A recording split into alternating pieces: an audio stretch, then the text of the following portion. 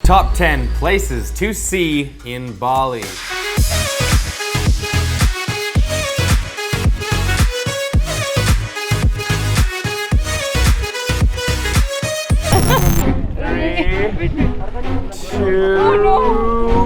One, ready? Yes. Okay.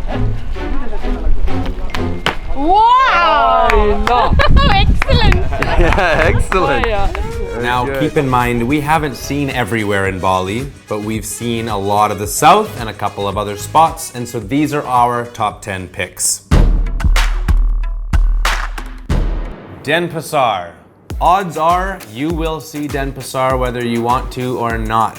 It is the capital city of Bali. It is pretty much the gateway to the entire island, right near the airport. So as you come in, pretty much have to go through Denpasar to get to maybe 90% of the rest of the island. You'll likely get in it one way or another. Here, bro. You are officially a millionaire! Uluwatu. Uluwatu is a little peninsula at the bottom of the island of Bali. Typically where you land is in the airport, which is right the thin strip between this little peninsula. You go up, you got all of Bali, you go down, you got this little southern tip. That southern tip overall is called Uluwatu. So Uluwatu is most famous for its cliffs. The cliffs are typically these giant, beautiful, picturesque valleys that end in cliffs over the ocean. Often there's a little beach by the ocean, and it's kind of very rocky type of areas. There are areas in Uluwatu that are specific to big surf. I mean, that is where the biggest surf in Bali is. When there's a big swell, Uluwatu is where a lot of the surfers go to. It's world-class surfing. Uluwatu is famous for a place called Billionaires Row, which is where all of the nicest, biggest, most beautiful mansions are in Uluwatu. We stayed in a place called Villa Latitude, which is voted the best pool villa in 2016 and 2017 all over the world.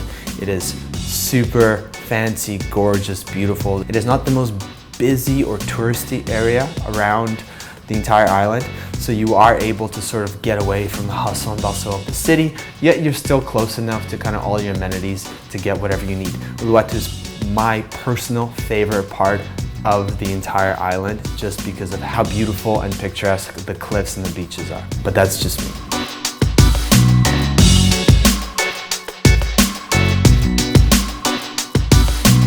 SEMINYAK. Just south of Canggu, you're gonna find a cute little beach resort area where you will find a bunch of the nicer top-end resorts, but you're also gonna find really cute boutique hotels and also boutique shops. This is a great place to go shopping if you are interested in that kind of stuff. In SEMINYAK, you'll also find a place called La Favela. Now, this is the place to be if you're a local, as well a backpacker. The favela is a massive club, multi-floors, you know, every floor's got a different thing going on. It's a great place to get your boogie on.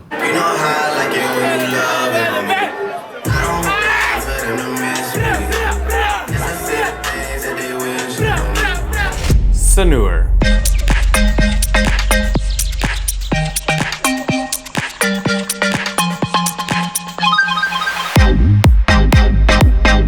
Sanur is a seaside village in the southeastern corner of Bali. It is basically opposite of KUTA, both characteristically and in nuance. It is an old fishing village and it is very laid back in nature. Sanur also caters to an older crowd. If I had to make a comparison, I would probably say it is the kind of people that you would find on a cruise ship. They can sort of just relax there. There's a lot of cool stuff to see and do, but it's not as crazy, it's not as action-packed, it's not as wild.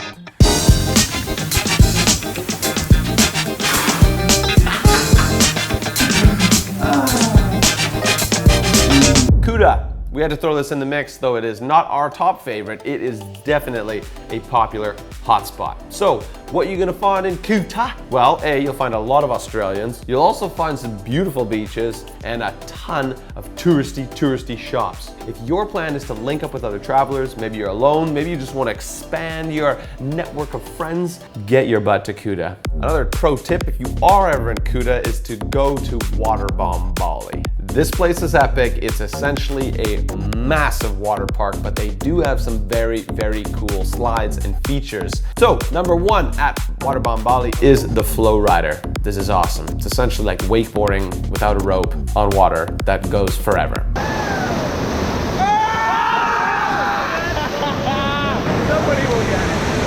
The next thing that you got to do at Waterbomb is the drop slides. Now, I'd never personally been on one before, but they're so cool. You literally get into this dome shape. They close the door. You're standing almost straight up, and then the floor, they push a launch button. The floor goes away from beneath your feet, and you slide down.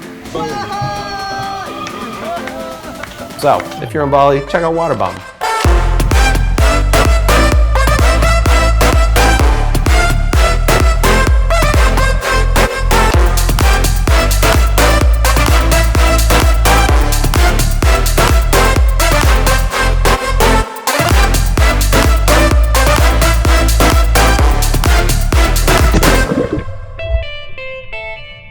Karangasem. So this is the area that's located to the east of Bali, not fully to the east. This is the island, and you're going east. It's on the south pointing eastern part of the island, close to Padang Bay. So Padang Bay is where you will be taking a ferry or a boat from to go to Lambangan or the Gilis or wherever else you might want to go. Karamangan from Padang Bay. It's not built out to the same extent as maybe Uluwatu or NUSA or Canggu or DENPASAR, any of these kind of areas. It's not as touristy. It doesn't have as many shops, as many amenities, as many things. However, if you are a scuba diver, this is a place for you to go because this is where you're gonna get to other places from. There's a shipwreck you could explore there. There's a lot of dive sites and shops specifically located in Karangasem. If that is your vibe, if you want to play in the ocean, you want to explore the ocean, you want to be around mountains, and you want to explore a volcano, it is a great area for you to set up shop. Just be aware that it's not going to have all like the stores or the restaurants or the amenities that you might encounter in maybe Ubud or other areas around Bali. Definitely a must-see. Canggu.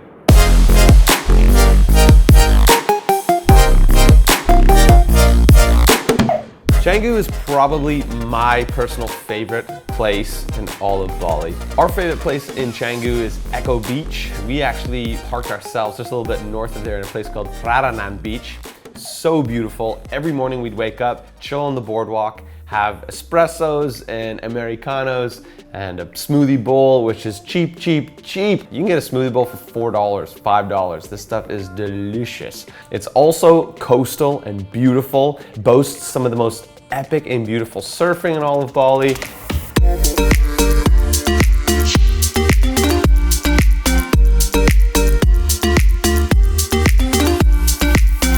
It is a nomad, a traveler, a backpack hot spot. So this is the place where you're gonna find a ton of expats setting up shop. It's also, since it is a nomad hub, it's a great place for these people to start setting up their own businesses. All right, boys, first round's on me. Let's go. Okay, you heard it here first. Kenny's buying.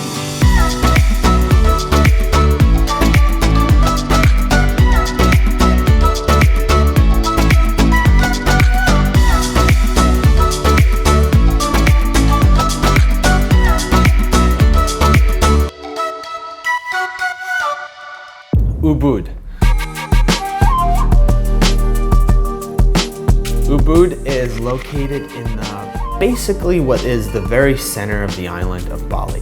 Ubud is located in the middle of the rainforest and surrounded by rice paddies, one of the most beautiful and epic places in Bali. It's got this whole kind of like hippie, relaxing yoga vibe energy to it. There's a lot of yoga retreats, there's a lot of like silent retreats, there's a lot of retreats in general. There's also a lot of culture, some caves or some shrines. Ubud is a good place for you to go. It is also going to be a great starting point for you to explore the island from. So definitely plan to spend at least a couple days in Ubud if you're traveling around the island. If you're gonna go to see a volcano or if you're gonna go visit a waterfall, Ubud is going to be the best place to go do that from. There's a lot of food to try, a lot of culture. It's a big hotspot for that kind of energy specifically.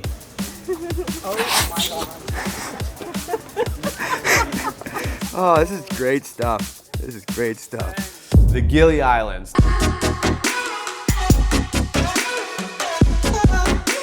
Now look, we know that the Gili Islands are not Bali, but they are an absolute honorable mention because they are so cool.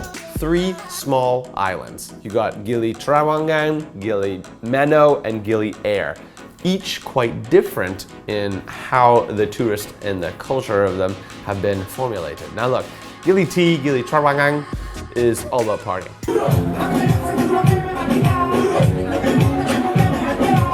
So if you want to get loose, you want to, shake a boogie, hit this island up. It's also got some wicked little snorkeling, paddleboarding, kayak adventures that I would recommend. Next to that is Gili Meno. You can literally swim from one to the other. I don't recommend it. There's a strong current. If you're not a good swimmer, don't do it. Between these 2 islands, you're going to see underwater statues and a lot of cool stuff. A lot of turtles. That being said, Gili Meno does not have a lot of people on it. So there you'll only find a couple boutique little resorts or villas and a few restaurants versus Trawangan, which you're looking at hundreds of stuff. Last but not least is Gili Air. Now this one's quite special, also known as Lover's Island, and it's the smallest of the 3. What's cute about it is you can bike around it in like 30 minutes. It's also neat because it's not as loud, it's not as hot as Gili Trawangan, so you're not going to get bombarded with party animals and people going all out every hour of the day.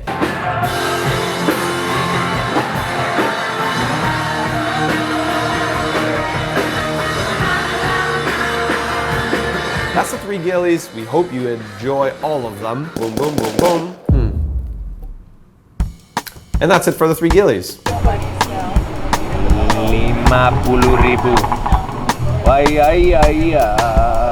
NUSA PENIDA.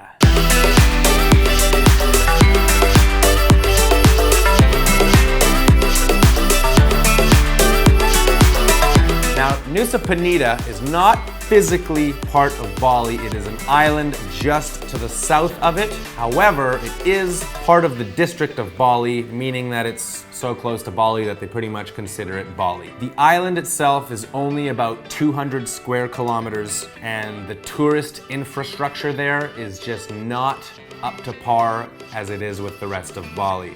A lot of the roads there are absolutely beat to pieces, and they're crumbling cement and jagged rocks. A scooter ride that ought to take you maybe 20 minutes could take you more like 50 because you're going really slowly. They're narrow roads, 1 lane pretty much to try to fit 2 cars. However, it also has some of the most incredible views that I have personally seen in Bali.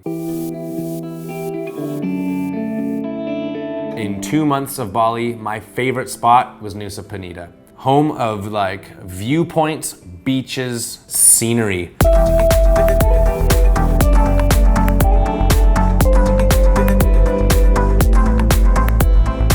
I did 1 cliff jump. There was a bar right by the Blue Lagoon that it's literally like a cafe, walking plank where you can just jump off a cliff into the waves. And so naturally, I wanted to do it. They charged you, I think it was $5 every jump, and it was totally worth it.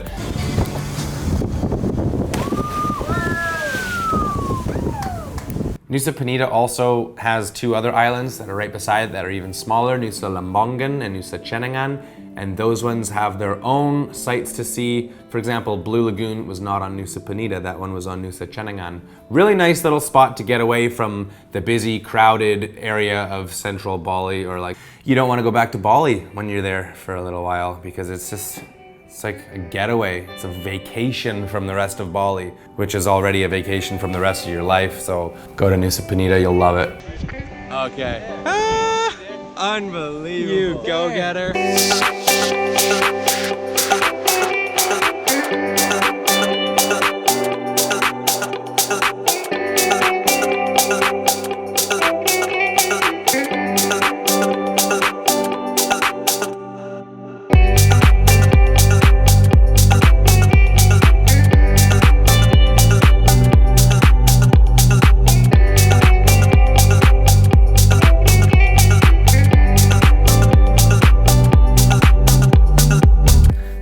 enjoyed this video.